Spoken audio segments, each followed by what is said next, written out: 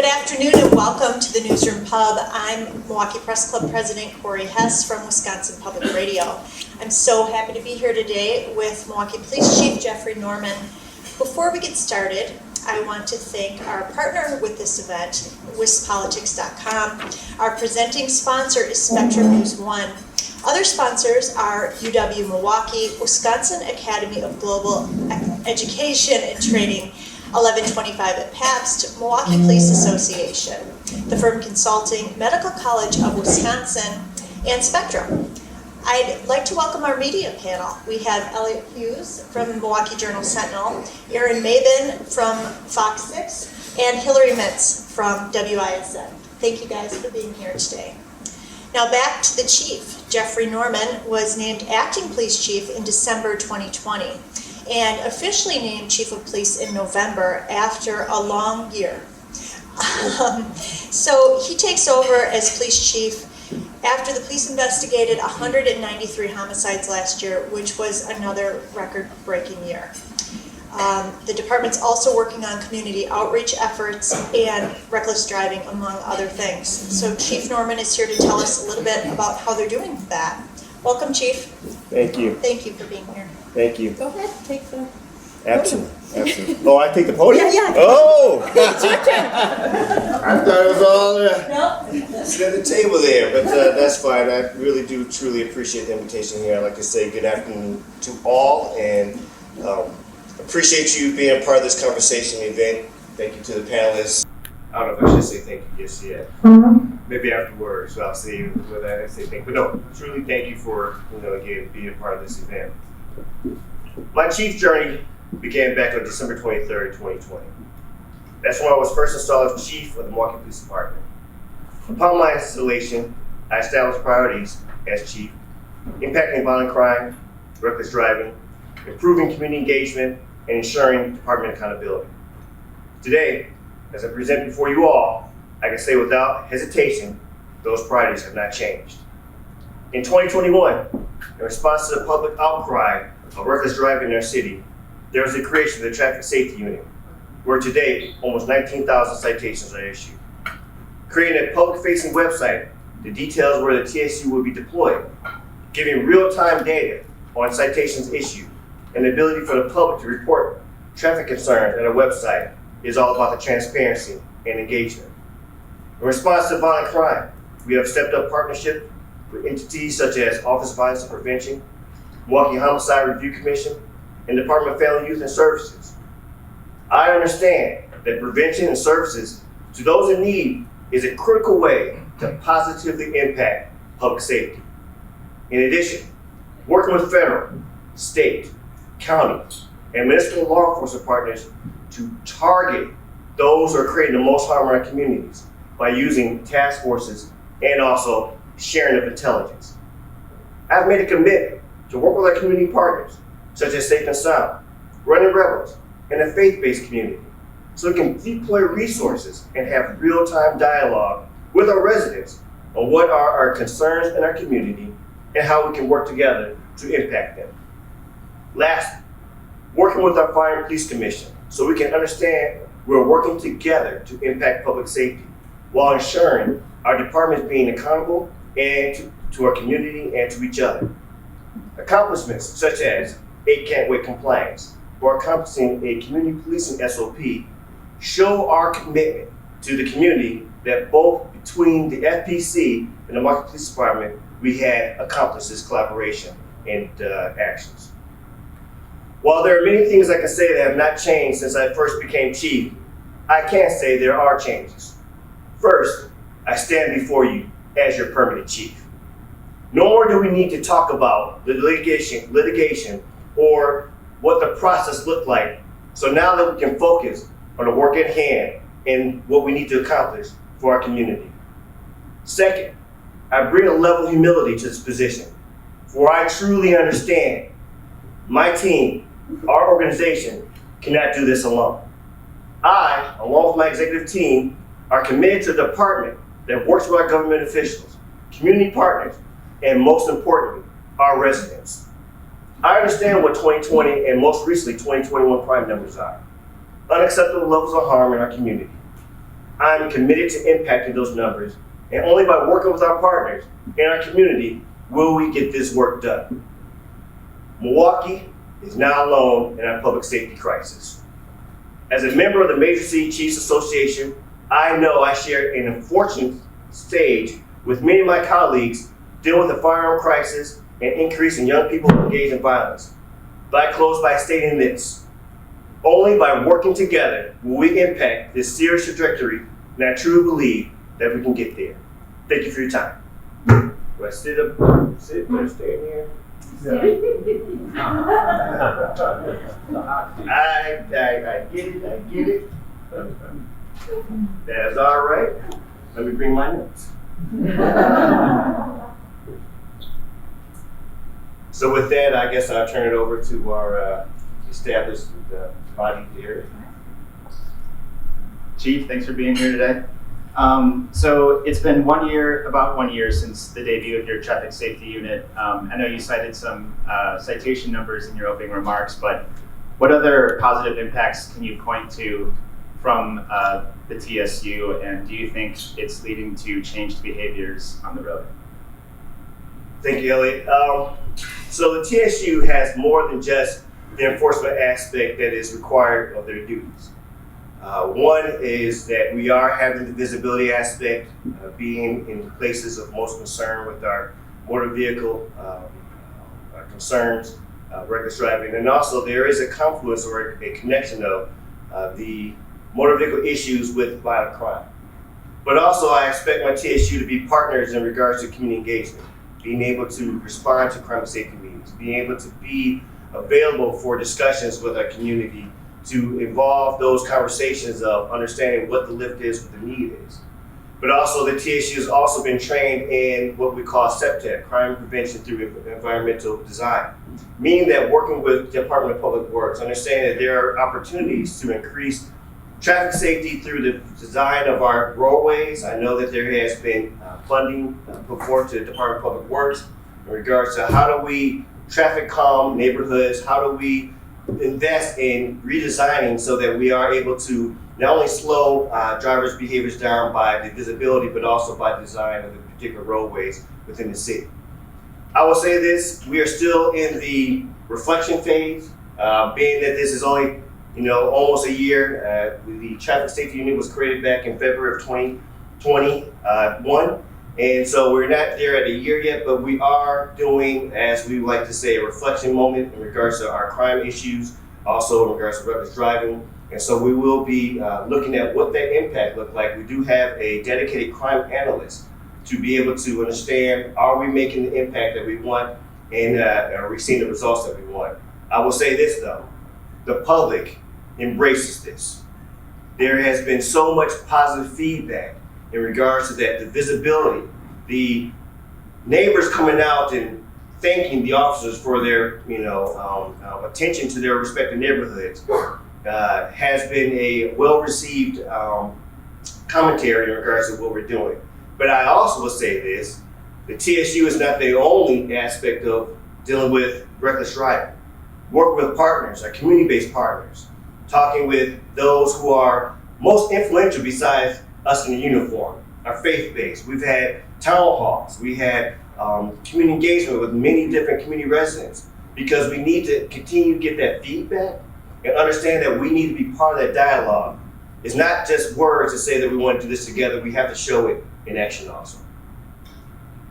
Chief Norman, thanks for taking the time to speak with us. I want to talk to you about transparency and open record requests.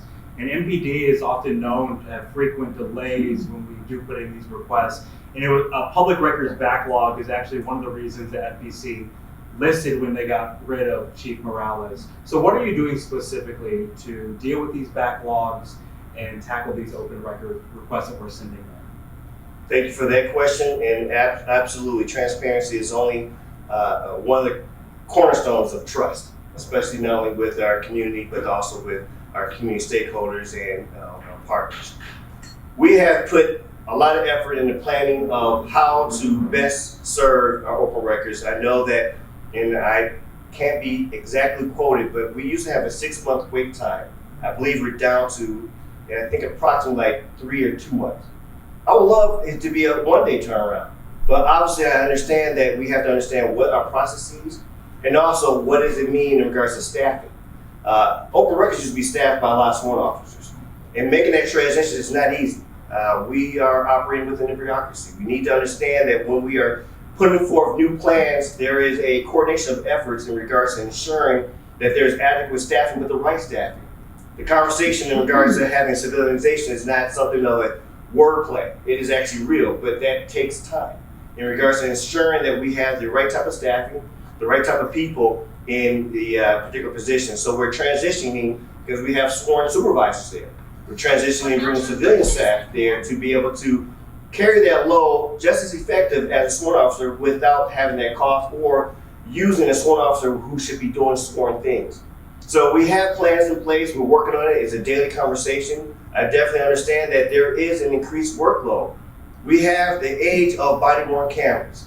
That is a huge, huge undertaking in regards to not only being respectful of investigations, respectful of privacy, but also understanding that there is so much recording. It's not as easy as a one-day turnaround. But we understand that there is a need to ensure that we are being responsive to our media requests, but also to the legal community, but then, and most importantly, like I say, and I always say this, to our residents. So it is something part of the many juggling balls that I'm dealing with as the chief executive, but I have a great team that I believe in. One of the things that you have recently seen that was reported in the paper, for almost a year, I was working with less than a full team. So that really was a share of a workload by a few. Being able to have a executive team fulfilling those roles that needs to be able to get that adequate and proper attention that you're asking for is a lifesaver.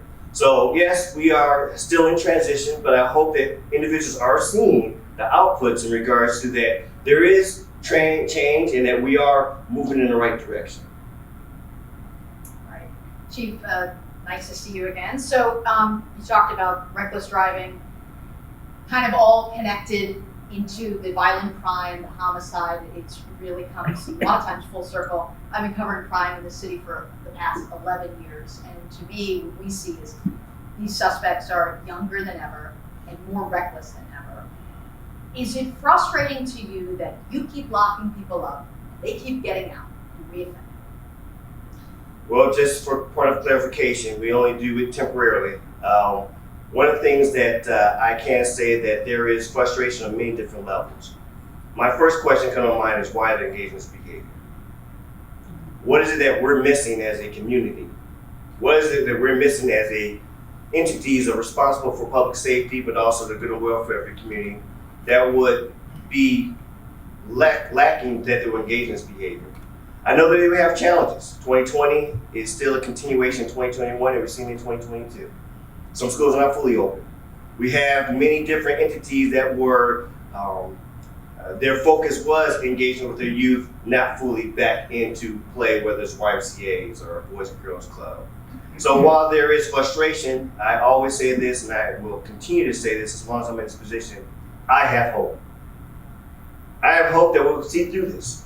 I have hope that we are seeing the power of collaboration. I have hope that there are people being placed in positions who understand what that lift means. My team is committed to that and understanding that we have to be part of the solution, otherwise you're part of the problem. Chief, you said late last year that MPD is now issuing non-disciplinary corrective actions for officers who aren't complying with aspects of the Collins Settlement Agreement about stop and frisk practices. Can you give us a sense as to how that effort's going, how well officers are responding to those corrective actions, and if discipline has come into play often yet? So while we're in this transition in regards to the NDCAs was more of middle of the year 2021, we are coming into points of discipline. I will say this, I don't believe anybody wants or receives discipline with open arms.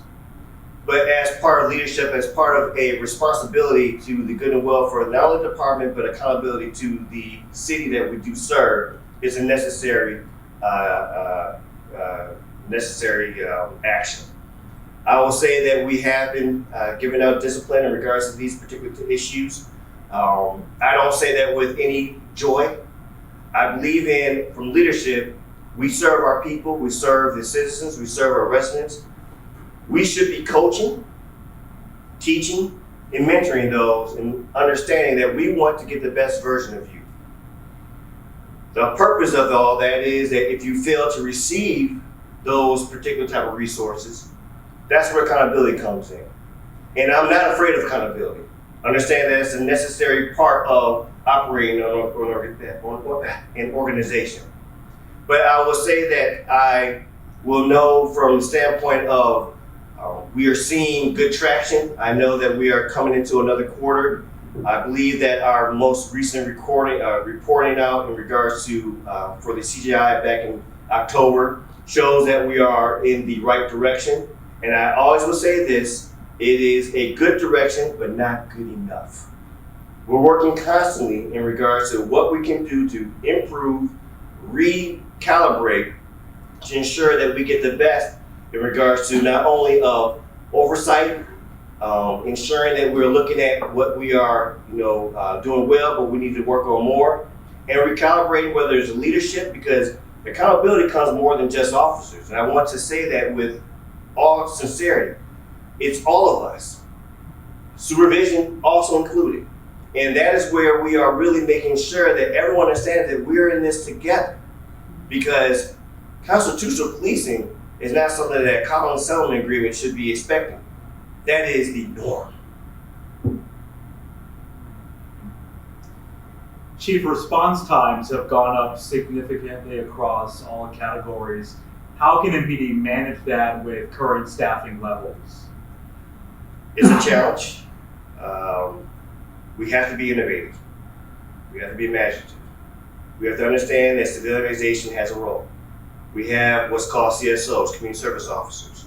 Those are non-sworn responses in regards to doing some of the non-emergency, or what we like to say less than dangerous, because nothing's free of danger, calls out there to be able to help with the load. But also, again, comes back to partnerships. Working with the Office of Violence Prevention. We don't have to have much work, we can prevent it. Working with other community partners who can help out with the mental health issues or other things that the Milwaukee Police Department has been saddled with for over the years. Understand that we need to be able to embrace a lot of different ways of doing business. So when we are looking at diversion, I know working with Department of Youth and Family Services, we serve on many different type of boards and collaborations of how do we avoid the unfortunate call for service that someone at the other end of that particular line is waiting for a service. But we're also improving in regards to our delivery of services. We are bringing things to a more online, for a lower level type of instances. You get a window broken out, being able to use our, data systems. I know we're getting to online reporting so that it will free up those calls. I am very sensitive to the calls for service. We have seen an increase, especially over these past couple of years, in regards to calls for service. And there's only so many officers. But we have to make do with what we have. I know that we're blessed that the elected officials of this city allows us for 3 more classes. But I always like to remind people, these 3 classes, these 195, is not additional. It is a replacement. 1 for 1. And in fact, even with the replacement, we'll still be 25 members under in regards to what was our original sworn strength. So those challenges are real. This is something that, again, we are working with as law enforcement across the nation, and we talk about a lot of times of what are the different opportunities out there. But it really, I wouldn't say force your hand because I always believed in collaboration, but it really puts an emphasis. How about that? It puts an emphasis on working with others to ensure that the workload is, manageable. You get I know Navy SEALs, they have a part where they all carry a log. There's a purpose of why there's so many members carrying a log. One person cannot carry that log. But if you have 5, 6, 7, 10, it becomes more manageable. Doesn't make it any less lighter. It's more manageable.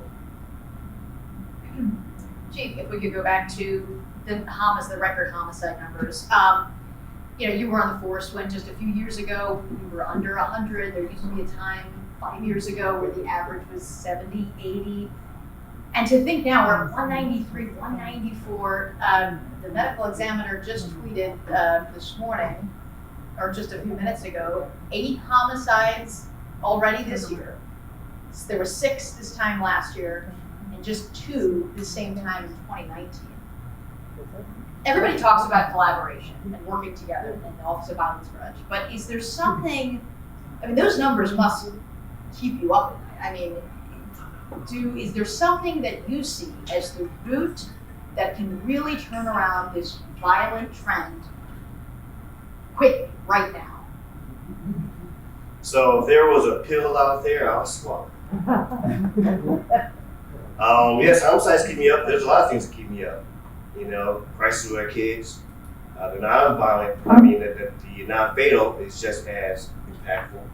Obviously, again, homicide is the most serious crime of crimes, but, reckless driving is also another thing that keeps me up at night. My wife's driving in these streets. There's no secret. I'm a lifelong walk-in. I drive in these streets. One homicide is too many. Whether it's 190, 194, whether it was back when I was a homicide detective, homicide supervisor, there's in the 80s. There's a capacity issue right now. We're dealing with more than what we have been normally dealing with.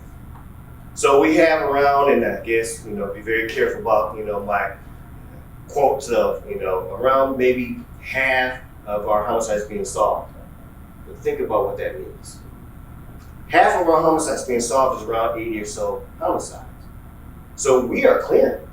It's just what's coming in. The work is being done, but there's a capacity issue. So what are we doing about it? Well, one of the things I've recognized looking at some of the statistics is that we have an issue in regards to our conflict resolution. The number 2 reason for our homicides in the city of Milwaukee is arguments going bad. Third is the domestic violence.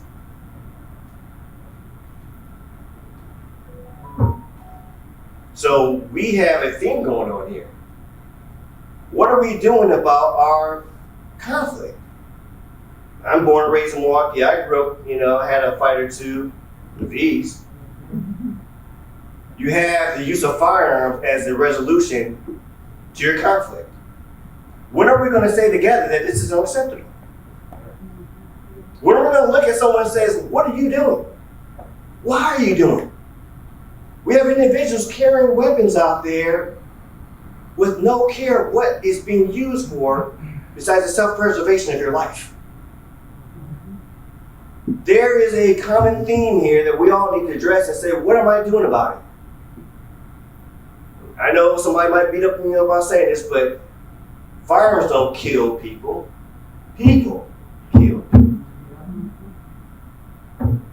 So when we ask, what can the Milwaukee Police Department do? I kind of almost look back and say, what are we doing about it? I don't speak French, but I do say one word is we. And we have to understand that we have to have responsibilities in regards to, again, what is the intelligence out there? We do have part of what we have a weekly meeting with our community partners of those who are trying to buy guns. That was, I guess, a good thing that he wasn't able to buy the guns. We follow up with them and say, you know what? We know you were not eligible to buy a gun, and we're watching you. Knock on that door and say, we know you were down over at Dunham's, or you're over at Shooter Shop. Those are activities that we need to be doing collectively. The Milwaukee Police Department is the formal aspect of it. What are we doing as family members who know they're carrying guns? Your kids carrying guns. So let's stop talking about what is law enforcement doing when we have so much more than just law enforcement. Understand our responsibility, absolutely. But again, there are things out there, and I know that we have to have more opportunities of how do we really teach and make sure that people understand what it means to have a proper conflict resolution. Because the confluence of Poor conflict resolution and the availability of firearms is a mixture of death.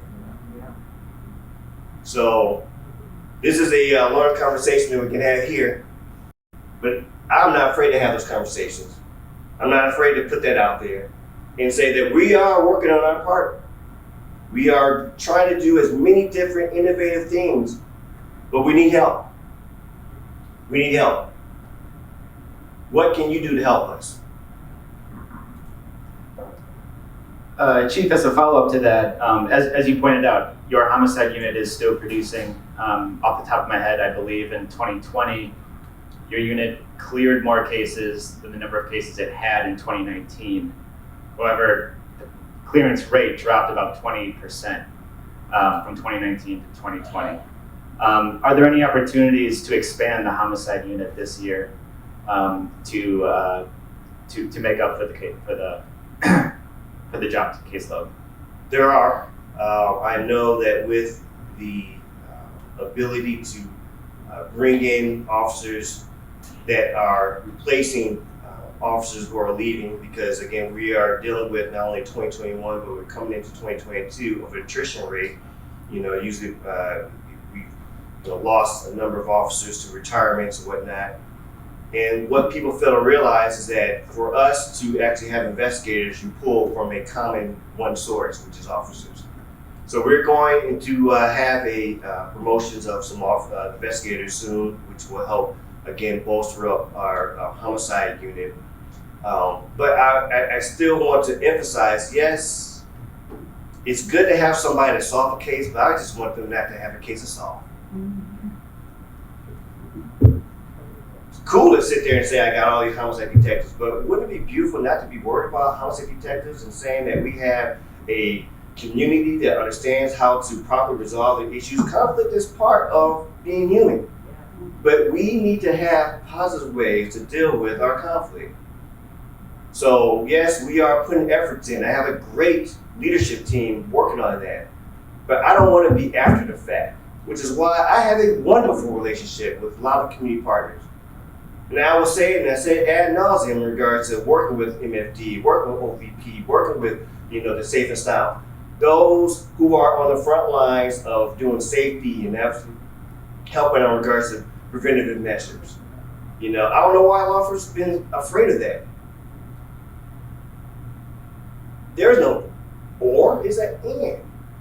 So yes, we're working on in regards to ensuring that we have a robust investigators. We have dedicated men and women on Milwaukee Police Department. I said it time and time again. But I don't want to investigate anything. Chief, in recent weeks, the Omicron variant has really just exploded across the country. Do you know how many members of your force have been infected by the Omicron variant in recent weeks? Are those numbers that you're tracking?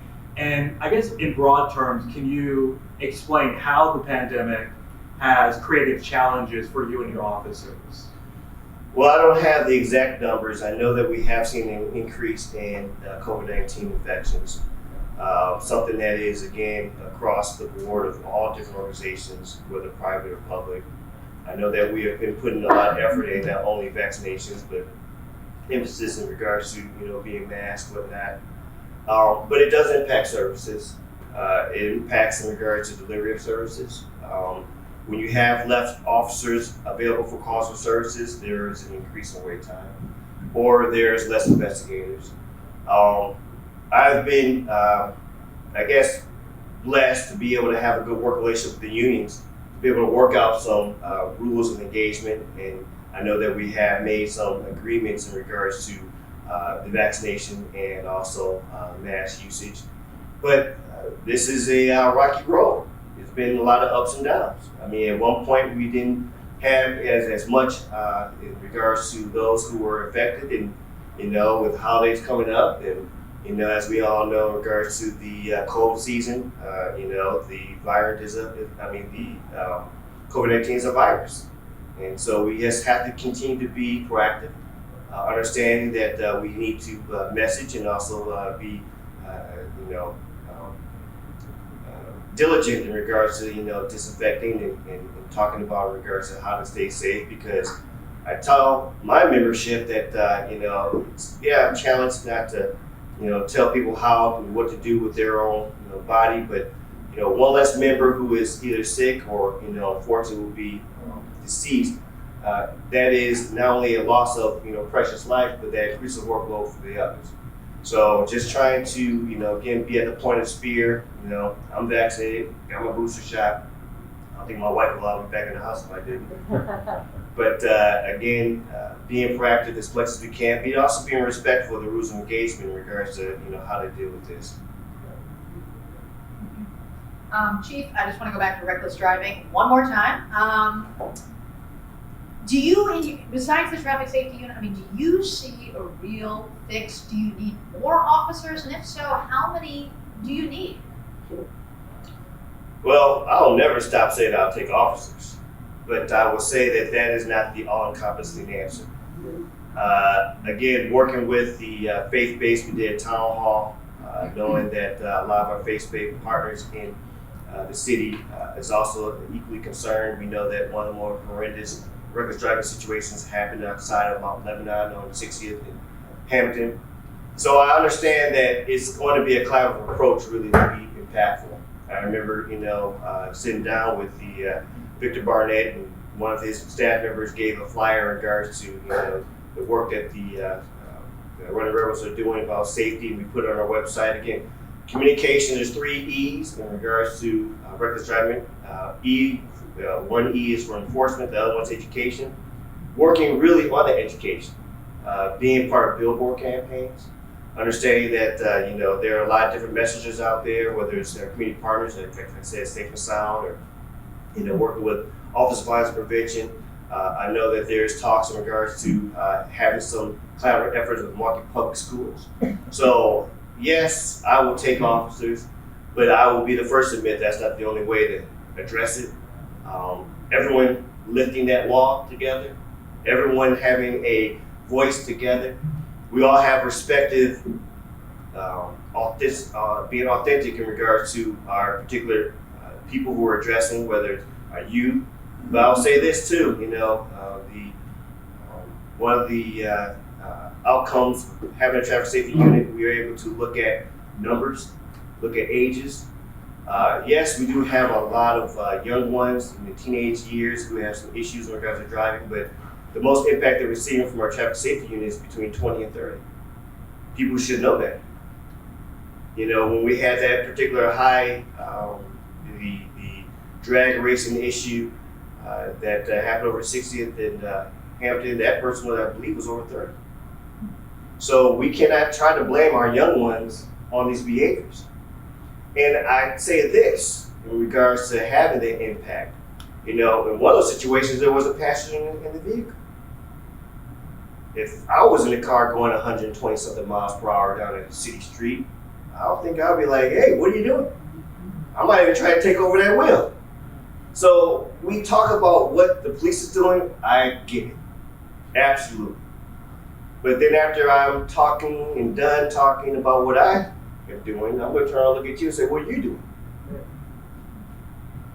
How are you helping move the ball forward? No one gets out of this. No one gets a free pass in this. We all have a responsibility in these particular activities. And if you aren't doing anything and being part of the naysayers, and I say this, shame on you. Because one day it could be your loved one, it could be someone who you know, and if you had a chance to impact that, shame on you. Chief, you've spoken a lot about reaching out to the community and building more relationships. Can you tell me what role MPD is playing in terms of reaching out to people who are at the highest risk of being involved in gun violence or other reckless behaviors? Well, and I hate to sound like a broken record, but again, working with Director Holman in regards to Office of Violence Prevention, working with Department of Human Health Services, with critical messengers, being a conduit of sorts in regards to referrals to these agencies so that they are on the front lines of the data, understanding who should they be addressing. We are sometimes a canary in the mine. We can find those who are in danger of being, again, on that wrong road. sharing our data with the Milwaukee Homicide Review Commission, understanding where the need, what's the lift, being communicative. I know Don and Victor Barnett by name. Being able to talk to individuals such as Mrs. Moore back there in regards to actions that are going on in our community.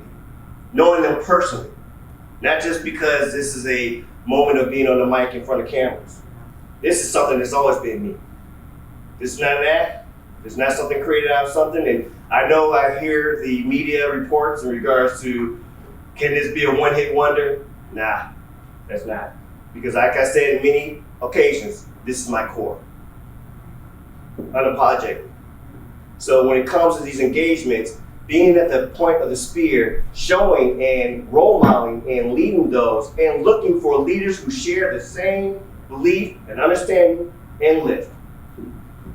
That's the important way how we're able to make that type of impact there. So I expect my command staff to engage, and if they're not on that particular agenda, if they feel like this is time to retire, well then I'd like to say goodbye. Because we don't need any particular hesitation, or our public reflects but connects off of being genuine. And if this doesn't talk to your core, if you don't feel that this is something that speaks to you, that's going to be a problem in regards to our number one problem, I say, for police department or any law enforcement, especially in a major city: trust. Come off like you're, some type of disingenuous con artist. We just lost the battle. Nothing you can say will be received or, taken into account. I don't look for those particular type of lack of character engagements. As we do come on the heels of back-to-back record number of homicides in 2020 and 2021, is it possible for you to reflect and maybe put your finger on the root cause behind it, maybe one or two reasons that could be causing all this crime? That's put a lot of notice on me. I don't think I'm the crime czar that. All I can say is what is being reported. The real unfortunate thing when it comes to a lot of our investigations is, a large part of when we are able to find out anything, when we don't, we hear a lot of unknown. The reasons unknown. I mean, for non-fatal and also homicide, a large part of those are unknowns. The ones that we do know come down to, again, like I said before, argument, conflict, poor conflict resolution, domestic violence. For our non-fatals, there's a smattering of robbery and drug. So I remember listening to, I don't know if he's the commissioner, but Deputy Director Mohammed in regards to, because we were part of the VRFAST, Violence Reduction Public Health Safety Team, talk about regards to some of the underlying issues in regards to our community generating crime. You have the poverty, you have the lack of resources, where there is these issues of seeing the direct result. There's credibility there. Don't get me wrong, there are people who just want to be mean, and there's responses for that. But by and large, we do have a lot of issues that we as a community need to deal with. I know between our elected officials and community members putting commitments into some of those larger issues is assistive in regards to that we're able to deal with the resources, whether it's deal with mental health or the housing issues. But it's hard to really put a finger on any one particular reason or impetus in regards to what we see in crime, because unfortunately it's really up and down, round and around in regards to any one particular factor contributing to any particular, whether it's homicides, non-fatals, motor vehicle thefts.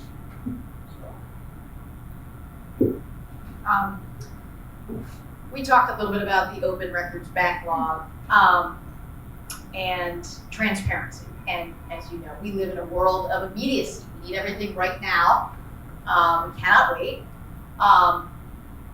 We want to put things, we want to make sure we are the most accurate, factual when we put information out from you guys. And we, we are the conduit to the public for information. And I think I feel like we can, I think I can speak on behalf of my colleagues, that we feel frustrated sometimes with the lack of information in a timely manner. And I know you guys are dealing with misinformation on social media.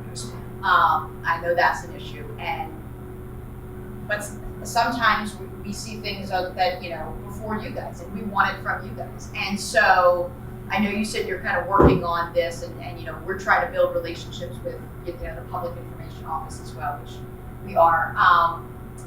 So how do we improve that? I mean, how, not to quote Jared McGuire, but how can we help you? Help us help you, and how can we get that information, quicker? It just still feels like we're kind of pulling days and days, and I think do you guys agree? Okay. Oh, wow, okay. This is like a solidarity up here, huh? Where's my people's at? No. Sorry, it's your intervention. Yeah, I know. And I hear you. Actually, good. I definitely, I will hope that if anything the media can say about this administration, that we have been more approachable. I believe I've done a lot of interviews, being available, but we also got to be reasonable. Information cannot be given out on current investigations. That's just, we have to deal with a lot of different issues of, victims' rights. We have to deal with those who are accused, because again, you don't want to have the court of public opinion to weigh in. I mean, there's that thing called Constitution, but also you just can't ask for the moon either. Sometimes the media request that comes in is like, well, let's give us, the reports over the past year. That's not being reasonable. There is a reasonable test. But believe me, I do not want us to be any way, form of being that stick in the road. Working out what are the rules of engagement and being accountable to all different parties. There's responsibilities to unions in regards to protecting their membership. There's responsibilities to the open records law. So there's a lot of things that we have to deal with. And again, a lot of things that we're dealing with is related to body worn camera. That is a beast in itself. Anyone go through your phone and look at how many photos you've taken. Now, I grew up where you had a 110. You only had 24 photos on that film. Download all the photos you have now and come back and talk to me how easy it is. Or just think about the last time you had to go to a cell phone store and get your information transferred over to the next cell phone. How long were you there? So when you come in and ask about volumes of information from investigation, and you multiply it by multiple officers, and then just all these other things that we have to do to make sure that we're keeping the personal information identities out and things like that, it's a huge lift. And there's a capacity issue. We only have so many people, so many hours. So I hear you. We're working on it. Great team members putting together plans. We have a lieutenant there who put together a great plan. Has actually seen some traction. But there is a point where we are, again, only can do so much in so quick of a time. But we don't want to I don't believe in contentious relationships. I don't. I believe that there's always conversations with everyone. You're talking to a former, investigator. I had to talk to everybody and anybody under the sun. There's always ways to find some type of level of commonality. So, we're working with it, and it is one of my priorities. But definitely, it is a capacity issue, and at times a time issue. Chief, one last question. Thank you. Is that just one last question for you guys? From us. All right. The MPD is subject to an analysis right now for possible further civilianization of the department. And I know that study is still pending, but I was wondering if you could give us a sense as to what you're hoping civilianization in Milwaukee could look like. Do you have a certain type of vision in mind for how it could work here in Milwaukee? My hope is that he'll guide me to be a better leader, to understand how to deploy our resources effectively and efficiently. That's it. Thank you, Chief. We're not done with you yet. We're almost done. Okay, so I still stay up You here? stay here. You stay here. Do we have any audience questions? Yes, sir. Is she reading my notes over my? Yes, I am. Some years ago, I created a talk, of course, on homicide, sociology and homicide at the University of Wisconsin in Whitewater. And there's a whole literature on the social correlates and causes of homicide rates and the variation. But one of the parts of literature that was very valuable was the Milwaukee homicide report Milwaukee Police Department was doing. Are you still, I'm retired now, are you still continuing to issue that? Is that being looked at and used in your guidance?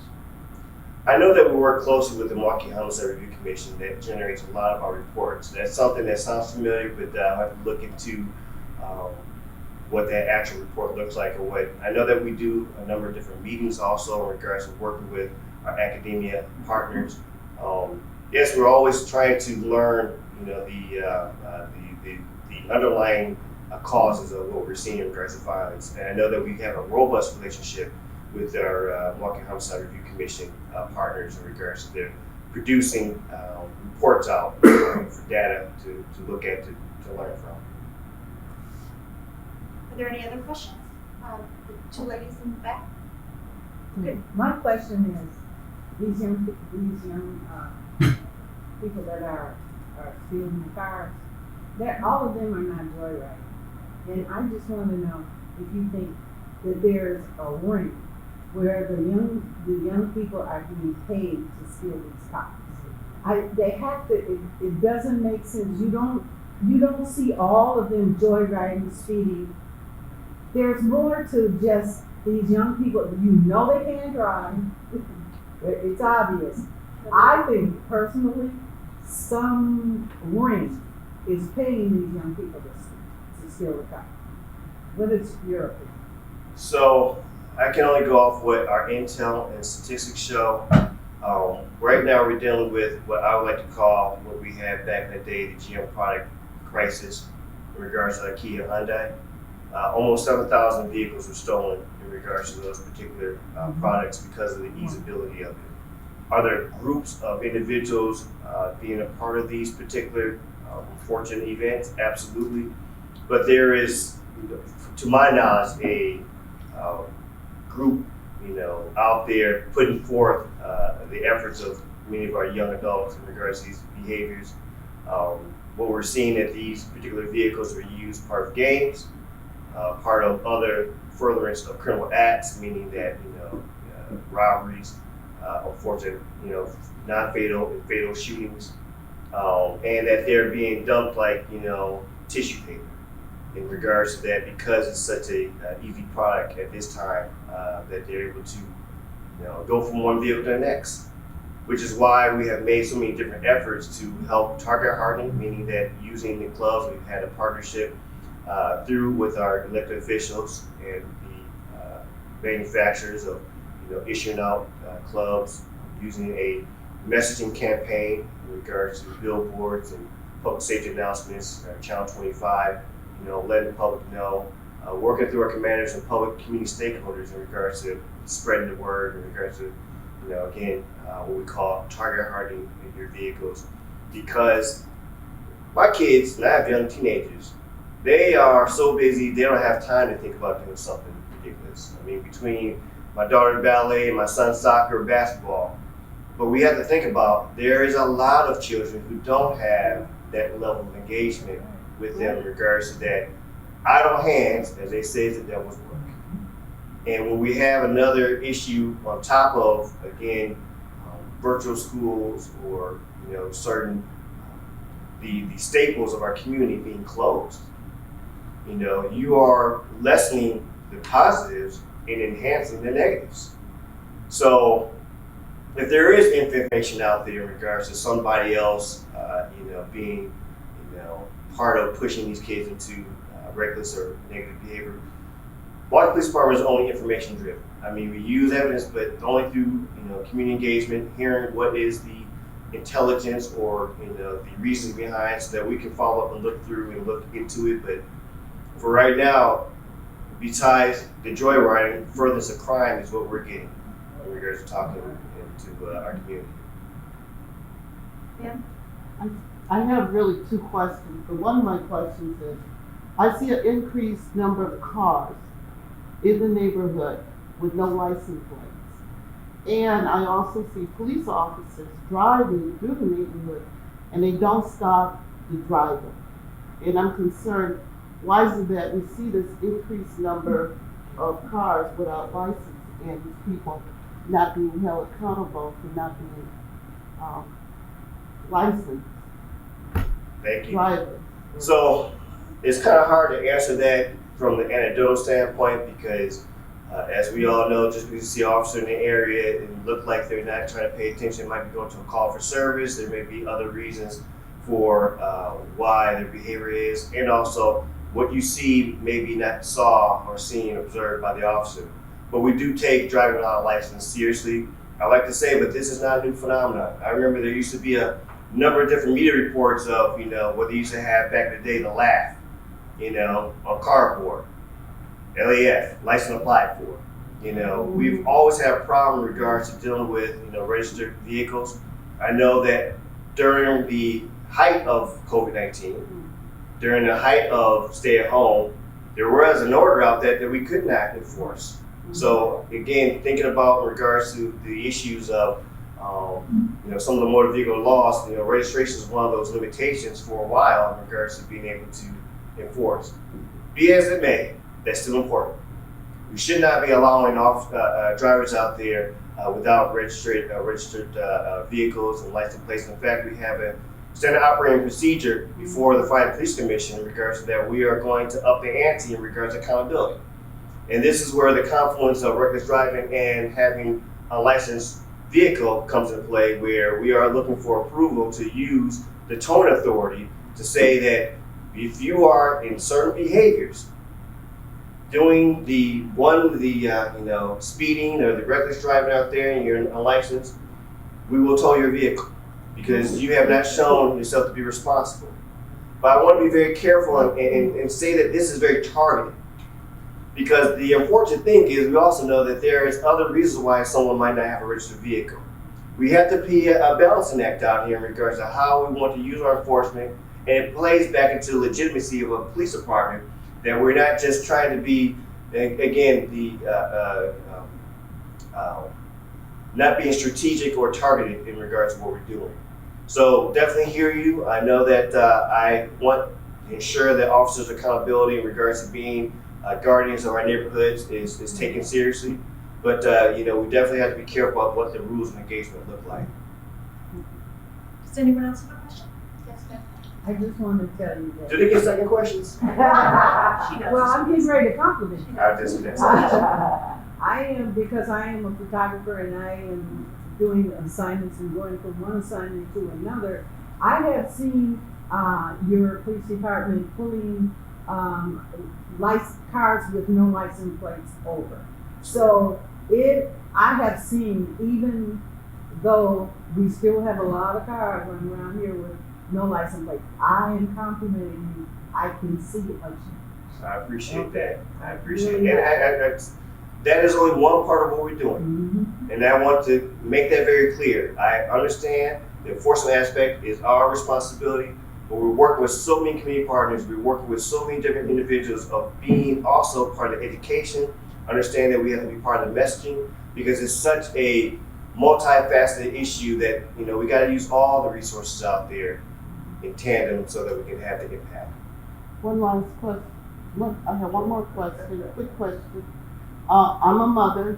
I'm a retired teacher as well as a retired newspaper owner. My question is, how do you combat the violence that our children are exposed to on TV and then also in videos? And then these kids, act this behavior out with violence, with guns, with weapons. How do parents how do parents handle that type of invasion into a child's life? How do you combat that type of violence when it's glorified at the movie theater and also right there in your home on your TV set? How do parents do that? And I'm a parent in the Central City. My children are grown, came from a good family, you know, two-parent situation. How do parents, especially single moms, address that type of behavior? When it's glorified, that it's okay to shoot someone, and then the person, the actor, appears in another movie. Well, I can speak as a parent to the parent on that one. Looking at it from the standpoint of not only the resources and tools of parental guidance controls, looking for the assistance in regards to other mentoring programs, other resources, being active in regards to proactive, positive things. My son plays soccer. He plays indoor soccer now. He gets, you know, practices every night and going to games all weekend. My daughter ballet, you know, it's being intentional, and I know it's not as easy when you talk about single parent. But, you know, for the Milwaukee Police Department, we work with mentoring programs to be an assistance. I know that we're working with Bucks and working with a number of different community individuals to be able to have our part to play in regards to being that resource, to be that positive influence. But I always want to remind people, our main directive is law enforcement. While we do other things, we are sworn to do what is supposed to be done in regards to law enforcement. So while I am involved, not only as a leader, but also as a resident and as a father, that's where the collective resources come into play. Meaning that looking at how do we work together, we gotta stop being silos out here. We have to be a potluck. You bring a little of this, I bring a little of that, we got a meal. And if we have those particular type of shared responsibilities, we can help one of our other children out there. Now you're talking to an individual who did a lot of mentoring growing up before I had kids, because now I mentor my children. But those who have the ability, how are you able to influence impact? I had somebody come to me the other day and said, yeah, I write this check out right there. Forget the check. Give it time. Yes. Ma'am? I think I want you probably to expound on that a little bit, Chief. Just thinking about what the average resident can do. I remember, you know, when I was growing up, we had a lot of block clubs. You know, how can we go back to building community and, you know, where neighbors know that, I mean, you guys can't be everywhere. No. So how do residents understand that, yes, we're all in this together, but what are you doing? The thing, or, you know, the things that you're seeing, like, talk to us about like what the average neighbor can do. Yes, ma'am. I hope no one ever thinks I'm the expert on this, because all I'm talking about is from an anecdotal, just my eyesight, almost 26 years in the job. But, you know, I think about Andre Ellis and his community garden. Yep. Pulling the kid off and say, let's dig up some dirt together. Yep. If you got the neighborhood mechanic, you know what, somebody come over there and say, listen, this is how you change an alternator. Look at how you change a tire. Someone kid comes knocking on your door and says, can I shovel your snow? You give them the money to shovel your snow. Because if he's not shoveling your snow, you might be doing something else that you're not gonna like. There is nothing but infinite possibilities in regards to how to engage our children. Some things I might not have even thought of, but if we're not making some type of headway in owning this, you know, one of the things my wife had passed on to me was extreme, you know, we gotta be extreme ownership. You know, they talk about that in the military, you know, that's what they teach the Navy SEALs. We need extreme ownership in our neighborhoods. How do you own your neighborhood? How do you own your house? Are you ensuring that you are taking care of it like you would take care of your own? And everyone do their part. I talk about all the time, your slice of your pie. What are you doing with your slice of the pie? But I'll leave it at that because we'll be sitting here talking too long. Chief, we will let you be done now. Yes, ma'am. Thank you so much. Appreciate it. Thank you. Thank You can't leave yet, though. do to sign. Oh, all right. Thank you very much, Hilary, Aaron, and Elliot, for your time. We will be back here on, January 26th with UW Athletic Director Chris McIntosh. We'll also be at the city birthday party, January 27th, at the Grand Exchange, so please join us for those two events. Thank you again to WISPolitics.com, Spectrum News 1, and all of our other sponsors. Thank you for coming today.